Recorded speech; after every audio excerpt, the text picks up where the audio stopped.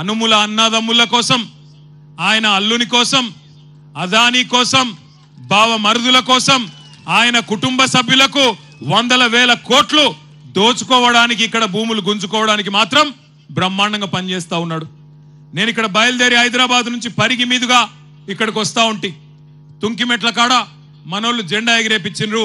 అక్కడ ఒక తమ్ముడు 2001 నుంచి ఉన్న ఒక తమ్ముడు చారి చచ్చిపోతే అక్కడ పోయి ఆ కుటుంబాన్ని పరామర్శించి కొంత ఆర్థిక సాయం చేసి ఇటు దిక్కు వస్తుంటే కోసిగి దాకా వచ్చేటప్పుడు మార్గ మధ్యంలో ఒక ఊరెదురొచ్చింది. పెద్ద బోర్డు పెట్టున్నది, లగచర్ల గ్రామ పరిధి ప్రారంభం, లగచర్ల గ్రామ పరిధి ప్రారంభం అని రాసున్నది. మరి అప్పట్లో రేవంత్ రెడ్డి చెప్పిండు కదా, ఇక్కడ మా కొడంగల్ భూములల్లా తొండలు కూడా గుడ్లు పెట్టాయి కదా అన్నాడు కదా. మరి నిజంగానే ఇక్కడ తొండలు గుడ్లు పెడుతున్నాయా లేవా అని నేను, మా సబితక్క, నరేందర్ రెడ్డి అందరం అక్కడ దిగి చూసినాం. ఇప్పుడు మీరు కావాలంటే పోయేటప్పుడు మీరు కూడా చూడొచ్చు. లగచర్ల గ్రామ పరిధి ప్రారంభం అని బోర్డు ఉంది. బోర్డు పక్కకే భూముల నిండా పచ్చని వరి పంటలు బ్రహ్మాండంగా మొత్తం ఇక్కడికెళ్ళి అక్కడ దాకా విస్తరించున్నాయి. మరి నేను అనుకుంటే ముఖ్యమంత్రి ఉండేవాడని అబద్ధం చెప్తాడా? ముఖ్యమంత్రి ఉన్నోడు ఎవరన్నా అబద్ధం చెప్తారా? తొండలు గుడ్లు పెట్టాయి కొడంగల్ భూములల్లా అన్నాడు. పెడుతున్నాయా? మరి తొండలు గుడ్లు పెడుతున్నాయా కొడంగల్ భూములల్లా? పెడుతున్నాయా? పెడతలేవా? పంటలు వండుతున్నాయా? కొంటుండా ముఖ్యమంత్రి పంటలు? బోనస్ ఇస్తుండా? కందులు కొంటుండా? రైతు బంధు వడ్డదా? మొన్ననే చెప్పే కదా ముఖ్యమంత్రి అబద్ధం చెప్తాడా? మీరు అబద్ధం చెప్తురు. ముఖ్యమంత్రి కోసుకొచ్చిండు. కోసుకొచ్చి ఏం చెప్పిండు? టకీ టకీ టకీ టకీ అట.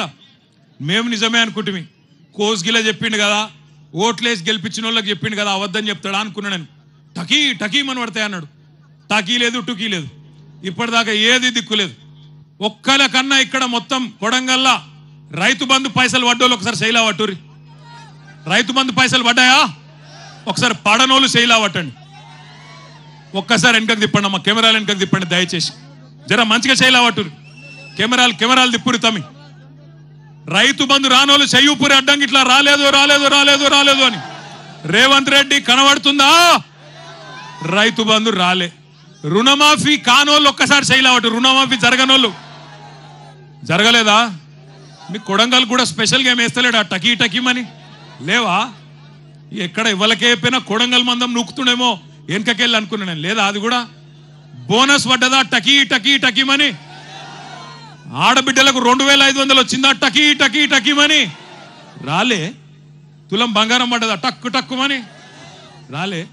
స్కూటీలు వచ్చినాయా చెల్లె నీకు? స్కూటీలు రాలే. మరి ఎవలకేమిచ్చిండు 14 నెలల్లో? ఎవలకేమిచ్చిండు? ఏమిచ్చిండంటే ఒకటి మాత్రం బాగా ఇచ్చిండు. అల్లునికి కట్నం కింద లగచర్ల భూములు, అక్కింపేట భూములు ఇచ్చినందుకు మాత్రం సూటి పెట్టిండు. మా ఆడబిడ్డలు, గిరిజన ఆడబిడ్డలు ఒక్కసారి యాద్ చేసుకోండి. ఇంతకుముందు మా తమ్ముడు గోపాల్ నాయక్ వచ్చి చెప్తున్నాడు, హీరియా నాయక్ వచ్చి చెప్తున్నాడు నాకు, అన్న ఒక మాట చెప్పు, మా ఆడపిల్లలు లంబాడ ఆడపిల్లలు తాండ దాటి బయటికి కోరన్నా ఎప్పుడు అసొంటిది మంత్రులు పోయే ఢిల్లీకి మా ఊళ్ళని పోయేటట్టు చేసిండన్నా రేవంత్ రెడ్డి, ఆ మాట చెప్పు అందరికీ అని చెప్పిండు. ఒక్కసారి యాద్ చేసుకోండి ఏం జరిగింది 14 నెలల్లో. మీ మీదికి బలవంతంగా ఇక్కడ అదానీ కంపెనీ పెడతా అంటే, అల్లుడు ఫార్మా కంపెనీ పెడతా అంటే భూములు గుంజుకున్న తందుకు ఒక కుతంత్రంతోని రేవంత్ రెడ్డి ప్రభుత్వం మీ మీదికి వచ్చి ఆనాడు అధికారులు ఇక్కడికి వస్తే ఆ అధికారుల మీదికి మీరు మరలబడి అడిగినరు, ఎట్లిస్తామయ్యా 65-70 లక్షల ఎకరం ఉండే భూమి నువ్వు 10 లక్షలు ఇస్తామంటే ఎట్లిస్తాం? ఇయ్యం, మేము మా ప్రాణం పైన ఇయ్యం, ఏం చేసుకుంటావో చేసుకోపో అన్నారు. అంటే ఆ రోజు ఏమైంది? కలెక్టర్ మీద హత్యా ప్రయత్నం జరిగిందని చెప్పి రేవంత్ రెడ్డి గారు ఆయన ప్రభుత్వంలోని మంత్రులు కేసులు పెట్టి 70 మంది మీద కేసులు పెట్టి, అందులో కాంగ్రెస్ వాళ్ళు కూడా ఉండే నిరసన చెప్పిన వాళ్ళ కాంగ్రెస్ వాళ్ళనేమో కట్ చేసిండ్రు, బీజేపీ వాళ్ళని కట్ చేసిండ్రు.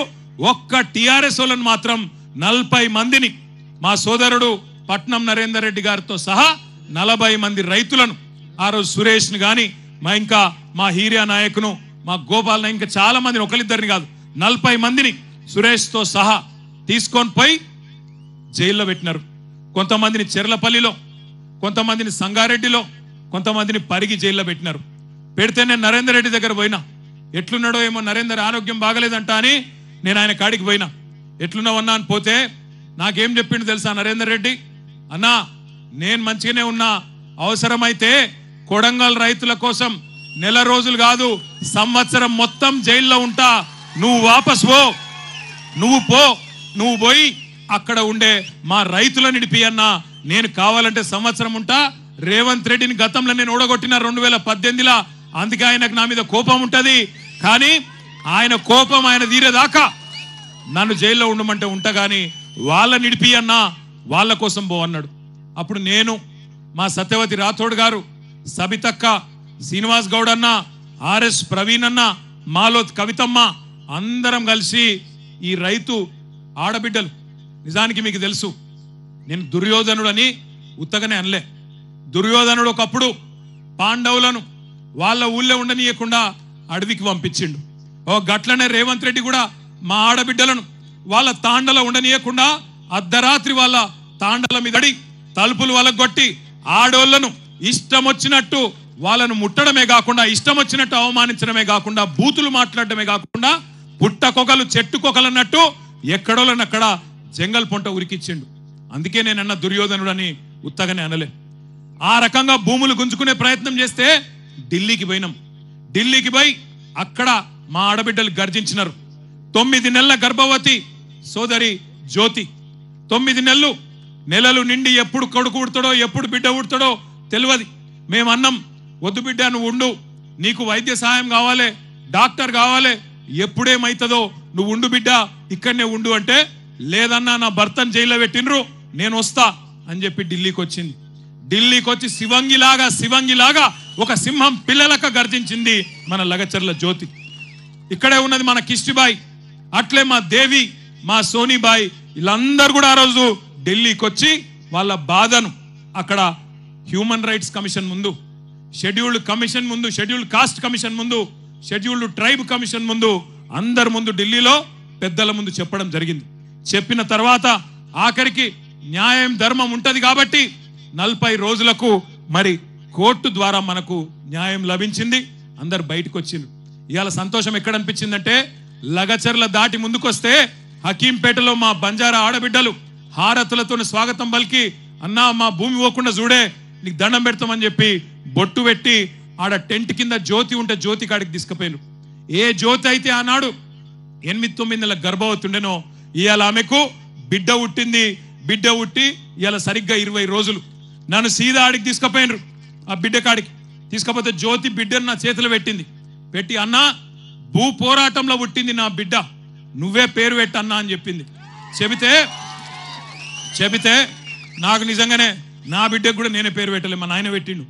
కాబట్టి మరి నాకు ఇక మా చెల్లె జ్యోతి అవకాశం ఇచ్చింది కాబట్టి, నీ బిడ్డ భూమి పోరాటంలో పుట్టింది, మరి నేను 3 పేర్లు చెప్తా, నీ ఇష్టం ఉన్న పేరు నువ్వే చూసుకో అని చెప్పిన. నేను ఏంటిది అన్నది, ఒక వాళ్ళ ఇంటి పేరు పాత్లావతేనా, పాత్లావత్.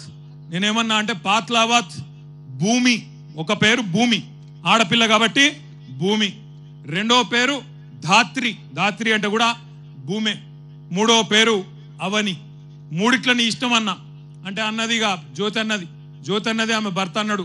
ఇద్దరు కూడా రవి, ఇద్దరు అన్నారు, ప్రవీణ్ ఇద్దరు అన్నారు, అన్న భూమి బాగున్నది, నా బిడ్డ పేరు పాత్లావత్ భూమి నాయక్, రేపటి నుంచి భూమి నాయక్ అని పిలుస్తా అని చెప్పిండు.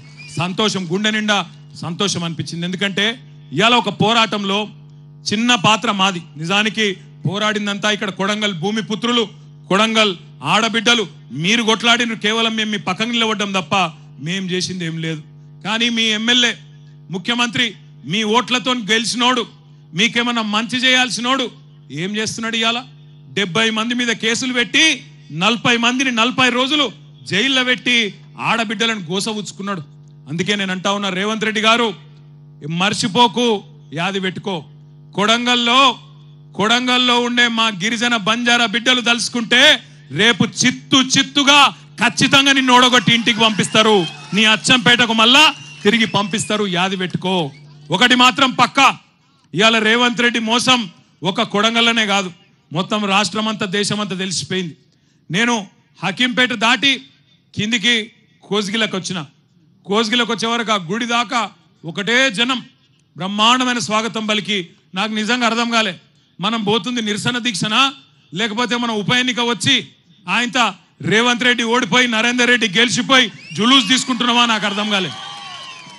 ఆడికెళ్ళి ఇడికి రానికే గంట పట్టింది, ఆడికెళ్ళి ఇడికి రానికే గంట పట్టింది. ఇగో నన్ను నా చేతులు ఆయన అటు గుంజి ఇటు గుంజి నా గోర్లు పోయినాయి, నాకు రక్తం కూడా వస్తుంది.